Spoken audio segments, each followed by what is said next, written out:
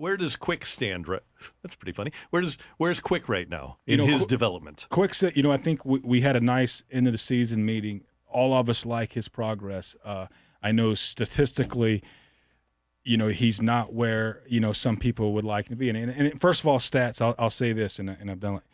I would probably venture to say 7 of the top 10 guys who catchers in this year's NFL aren't in the playoffs.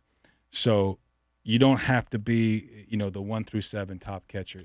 Teams win championships, individuals don't. It's not fantasy football. So here's Quick's development. We've always said he was going to be a little behind. Basketball player in high school, App State, FCS level football. I've used Vincent Jackson plenty. Y'all are tired of that analogy. I do know this. After 2 years, they have about the same amount of yards. It's in the 500s for 2 years. Not what you sign up for, not what you really want, but that's the progress for him. And I think Vincent really broke out for his first 1,000-yard season in year 4.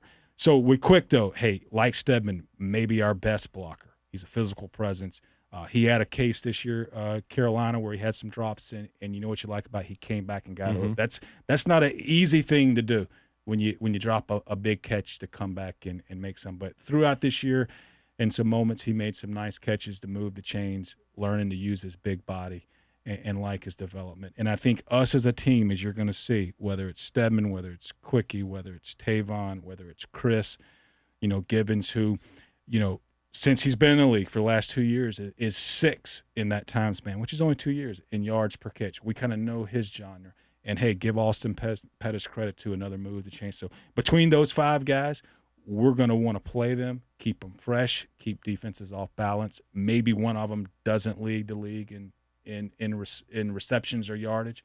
But between the group, I think it's going to make the offense better. Tavon Austin, the first couple of games, you got the ball to him. It just wasn't happening. You could tell it was affecting him. How many conversations did you have with him during the season about it's okay, it's okay, it's okay? You know what? I did have a few. I would see him and say, hey, just keep having fun. It's going to come. You always want to tell the guy, don't try to do too much. You got to let things come to you. And you know what the nice thing about Tavon that I loved is he would look at me, and I don't know if he could care less that he wasn't catching the ball or making play. He says, I just hate to lose. And those were the most impressive moments to me. Is it was after a tough game, and he would say, I don't care if I call, I just want to win. And you like that about him. You know what you liked about Tavon, too, is for a small guy, and I know Coach Fish threw this up in a few team meetings, is he really went out and wore some people out blocking, too. So he bought into the blocking and the run game, and you like those things. So as you see these kids grow up, I call them babies, and they grow up, like I said, freshmen to sophomore to juniors, you love seeing some of those intangible moments, or even tangible moments like a guy that's small, the gizmo coming out, darling of the draft per se because of all the highlight reel plays that he made. And guess what? He's actually mixing it up as a blocker.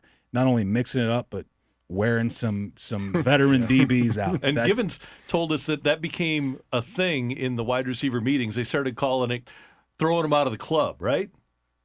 When they would make a block to knock somebody out, it was throwing them out of the club. See, that's DeMarco. That's debating myself, but it's whatever motivates these kids. Yeah. But that's why I got gray hairs soon. Right. Yeah. But you know what's interesting, and I know Jeff hammers it. He wants his receivers to block, and that actually helps you in the run because guys can now, the offensive line and Zach are going to do what they can do to get 5 yards downfield. But for him to turn that 5-yarder into a 25-yarder, you got to have blocking at second level. But guy I worked with in Atlanta, Mike Malarkey, had Hines Ward for a lot and was a blocker all these years. And what he would, he always would say, he would say, hey, look, we're going to throw it. He says, I'll call the play to you on third down if you'll block.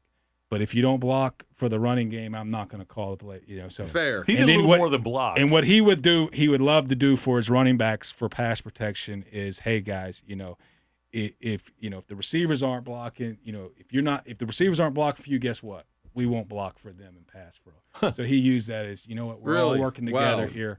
And sometimes I know, hey, receiving, it's sexy to have all the catches, all that, but sometimes it's the little things. If Tavon cracked back on me, I would chase him around till I caught him. Till you caught him. Till I caught him, yeah.